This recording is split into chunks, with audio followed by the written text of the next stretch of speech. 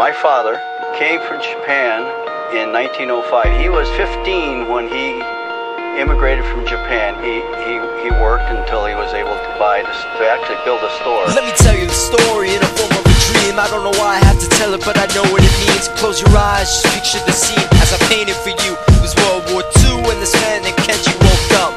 Ken was not a soldier, he was just a man with a family who owned a store in LA. That day, he crawled out of bed like he always did, bacon and eggs with wife and kids. He lived on the second floor of a little store he ran. He moved to LA from Japan, they called him immigrant. In Japanese, he'd say he was called Issei. That meant first generation in the United States, when everybody was afraid of the Germans, afraid of the Japs, but most of all, afraid of a homeland attack. And that morning, when Cam went out on the doormat, his world went black, cause right there, front page news, 3 weeks before 1942, Pearl Harbor's been bombed and the Japs are coming. Pictures of soldiers dying and running. Ken knew what it would lead to, just like he guessed. The president said, the evil Japanese in our home country will be locked away. They gave Ken a couple of days to get his whole life packed in 2 bags. Just 2 bags, couldn't even pack his clothes. Some folks didn't even have a suitcase to pack anything in, so 2 trash bags is all they gave them. When the kids asked Mom, where are we going? Nobody even knew what to say to them.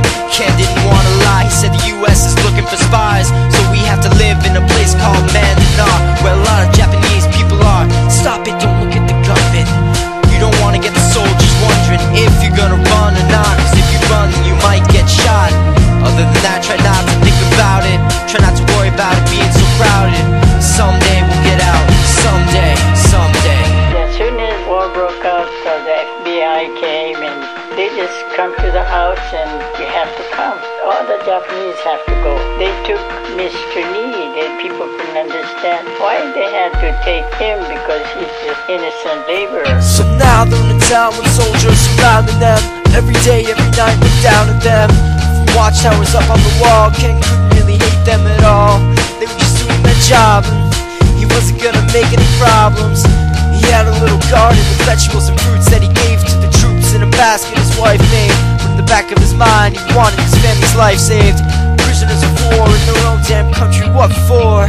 Time passed in the prison town. He wondered if he'd live it down if and when they were free. The only way out was joining the army. And supposedly, some men went out for the army, signed on, and ended up flying to Japan with a bomb. That 15-kiloton blast put an end to the war pretty fast. 2 cities were blown to bits. The end of the war came quick. Ken got out, big hopes of a normal life with his kids and his wife. But when they got back to their home, what they saw made them feel so alone. These people had trashed every room, smashed in the windows and bashed in the doors, written on the walls and the floor, Japs not welcome anymore. And Kenji dropped both of his bags at his sides and just stood outside. He looked at his wife without words to say. She looked back at him, wiping tears away, and said, someday we'll be okay, someday. Now the names have been changed, but the story's true. My family was locked up back in 42.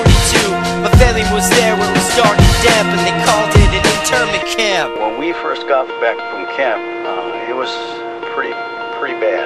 I remember my husband said, oh, we're going to stay till last. Then my husband died before they closed the camp.